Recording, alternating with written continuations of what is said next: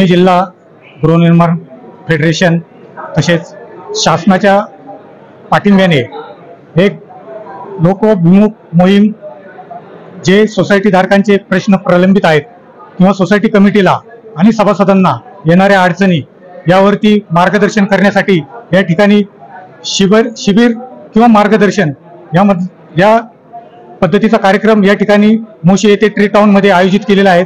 आपल्यासोबत मोशी फेडरेशनचे पुणे जिल्हा फेडरेशनचे मोशी चिखलीचे शाखा अध्यक्ष आशिषजी सातकर आपल्या सोबत आहे। सर, काय सांगाल या कार्यक्रमातून? समजा आपल्या जे सोसायटीतले हा एक कळीचा मुद्दा मोशी किंवा चिखली या भागामध्ये तयार झालेला आहे की बिल्डरांकडून अत्यंत वेगवेगळ्या पद्धतीने फसवणूक होते किंवा अनेक काम प्रलंबित असतात, तर त्यांची एक लोकांची अपेक्षा असते की फेडरेशनच्या माध्यमातून ते प्रश्नांची एक सोडवणूक व्हावी। तर काय सांगाल, फेडरेशनच्या मार्फत काय काम कशा पद्धतीने चालतं? प्रथम तर मी सांगू इच्छितो की सर्व लोकांनी एक लक्षात घ्या की 51% विक्री झाल्यानंतर सोसायटी फॉर्म करणे बंधनकारक आहे। सोसायटी तुमच्या हितासाठी असते, कंप्लिशन नसताना राहायला जायचं नाहीये।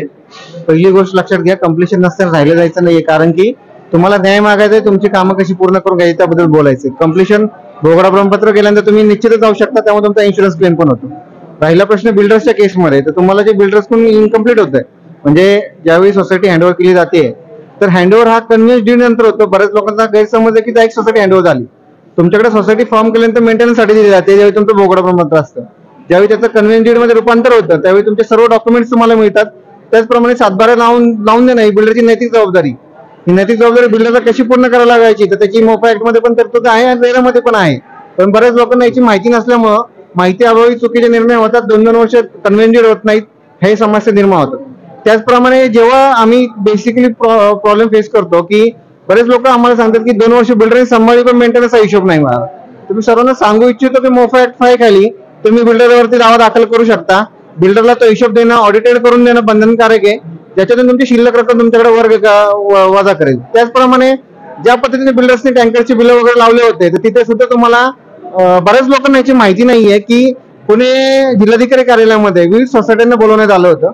ज्यांची पाणी समस्या आहे त्यांची पाणी समस्या 1 महिन्यात तत्काळ सोडवायचे आदेश त्यावेळी सौरभ राव यांनी दिले होते, तत्कालीन जिल्हाधिकारी त्यावेळी असताना। तर त्यावेळी बऱ्याच लोकांनी अटेंड केलं नाही, पण बेसिक पाणी पुरवठा तेवढा झाला पाहिजे हे त्याची अट होती। त्याचप्रमाणे जर का टँकर मार्फत झाला असेल आणि त्यांनी बिल्डरने पालिकेचं प्रमाणपत्र दिलं असेल तर नक्कीच बिल्डरवरती तो लागू होतो, पण त्यासाठी तुम्हाला बिल्डरकडे मोफा ऍक्ट 5 प्रमाणे कारवाई करणं गरजेचं आहे। तुमचं संरक्षण हा कायदा करणार आहे, त्याचप्रमाणे आम्ही फेडरेशन मार्फत आम्ही तुमचे फ्रेंड, फिलॉसॉफर आणि गाईड आहोत। निश्चित या गोष्टीमुळे तुम्हाला कुठलीही अडचण येऊ द्या, तुम्हाला कुठल्याही प्रश्नाचं उत्तर असू द्या, पुणे फेडरेशन ही एकमेव अशी संस्था आहे जी जिल्हास्तरीय आहे।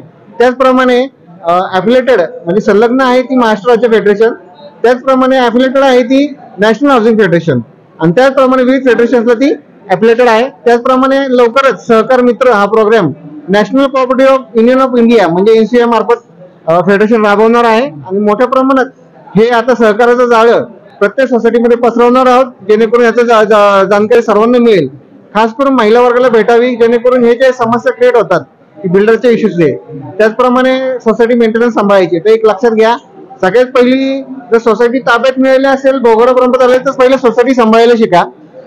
बिल्डरचे जे डिस्प्यूट आहेत ते त्या कार्यालयात तुम्हाला दाखल करावे लागतील।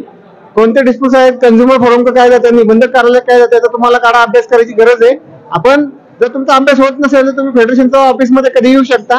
आपलं नारायणपेठेमध्ये मुख्य ऑफिस आहे, चिखलीमध्ये कोलसस ग्रीन सिटी येथे आपलं शाखेचं ऑफिस आहे, याच्यामार्फत आम्ही तुम्हाला मार्गदर्शन करतो। त्यासाठीची विविध हस्तांतरणाची पुस्तकं पण आमच्याकडे आहे, आणि उपयोजित पुस्तकाचं खास करून आमच्याकडे प्रिंटिंगच्या ऑथॉरिटीज आहेत, उपयोजित पुस्तक आमच्याकडे अवेलेबल आहे।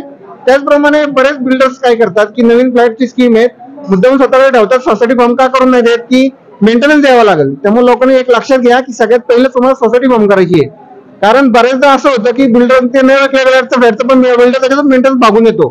त्यामुळं हे एकंदरीत सोसायटी धारकांचं नुकसान आहे। त्यामुळे सोसायटी 51% विक्री झाल्यानंतरच बांधली केली पाहिजे। भोगडा प्रमाणपत्र झाल्या लोकांनी राहायला आलं पाहिजे, आणि त्याचं मेंटेनन्स देणं हे खरंच खऱ्या अर्थाने सर्वांना सक्तीचं केलं पाहिजे। त्याशिवाय सर प्रश्न विचारतो, कन्व्हिन्स डीड जे आहे, कन्व्हिन्स डीडची जी प्रोसेस आहे, हा एक कळीचा मुद्दा एक ह्या भागामध्ये निर्माण झालेला आहे। बिल्डरकडे वारंवार समजा सोसायटी कमिटी असेल किंवा सोसायटी सभासद असेल, पाठपुरावा करून देखील बिल्डर कधी कधी तयार होत नाही, किंवा ही जी प्रोसेस जी आहे किंवा जो हा किती किती दिवसाचा कालावधी लागू शकतो हे पूर्ण करण्यासाठी?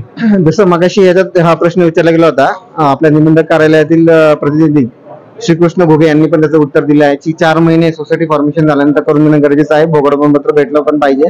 ह्या सर्व गोष्टी तुमच्या झाल्या पाहिजेत आणि त्या झाल्या नसल्यास तुम्हाला इकडे डीम कन्व्हिन्सचा पण पर्याय आहे आणि सोबत बिल्डरवर कायदेशीर कारवाई करायची देखील पर्याय आहेत. म्हणजे जेणेकरून तो खर्च तुम्ही बिल्डर्स मार्फत वसूल करू शकाल. तर कायदेशीर कारवाई कशी करता येईल याबद्दल आपले ऍडव्होकेट नितीन शिला, म्हणजे बिल्डरनी जर का तुमचं कन्व्हिन्स करून दिलं नाही तर बिल्डरलाच कसं करायला लावायचं आणि आपल्याकडून सोसायटीचा वकील अपॉइंट करा. डीम कन्व्हिन्सला जर तुमचा पर्याय ऑप्शन असेल तर नवीन सोसायटी असेल तर तुम्हाला जे एनओसीज आहेत जे सगळे एनओसी करून त्याचप्रमाणे दंड पालिकेचे भरून हे सगळं ट्रान्सफर तुमचं लिगल झालं पाहिजे. तर नवीन सोसायटीमध्ये हे सहज होऊ शकतं आणि यासाठी तुम्हाला बिल्डर पण करून घेतलं सहज होईल. पण ते कसं पद्धतीने करायचं हे तुम्हाला ऍडव्होकेट नितीन कांबळे सांगतील. प्रश्न हा कन्व्हिन्स डीडची जी प्रोसेस आहे सरांना विचारलं की ते समजा जो कालावधी आहे समजा ते करण्यास घेतलं बिल्डर नकार देत असेल तर साधारण तो कालावधी किती लागू शकतो? ओके, कसं आहे आता मार्गदर्शन बऱ्यापैकी आपल्याला जे काय त्याच्यातले एक्सपर्ट होते त्यांनी आता केलेलं आहे याच्यामध्ये या आपल्या सेशनमध्ये. तर काय कन्व्हिन्सचे 2 प्रकार आहेत, एक कन्व्हिन्स आणि एक डीम कन्व्हिन्स. आता कन्व्हिन्स म्हणजे काय असतं, जी काही आपली जी काही जमीन असते बरोबर, आपण काय असतो फक्त त्या फ्लॅट पुरते मालक असतो, त्या युनिटचे आपण मालक असतो, त्या युनिट पुरते मालक असतो. पण ती जी काही त्या जमिनीवरती जी काही आपली सोसायटी उभी आहे त्याचे मालक आपण नाही, बरोबर की नाही? त्याचे मालक कोण असते? सोसायटी. मग सोसायटी कधी होते याचे मालक? तर सोसायटीला त्याचे मालक होण्यासाठी जी काही प्रोसिजर आहे त्याला म्हणतात डीम कन्व्हिन्स आणि डीम कन्व्हिन्स. तर डीम कन्व्हिन्स जी आहे आता तुम्हाला सांगितले सगळं ते. तर ह्या कन्व्हिन्सची जी प्रोसिजर आहे तर 4 महिन्यामध्ये तुम्हाला ते बिल्डरनी सोसायटी झाल्यावर करून दिलं पाहिजे, त्याची जबाबदारी लायबिलिटी आहे. अदरवाईज त्यांनी जर ती करून नाही दिली तर त्याला तुम्ही एक लिगल नोटीस देऊ शकता आणि त्या लिगल नोटीस 15 दिवसाच्या लिगल नोटीस मध्ये पण त्यांनी जर तुम्हाला कन्व्हिन्स नाही करून दिलं तर तुम्हाला त्यानंतर मग डीम कन्व्हिन्स साठी जाता येतं.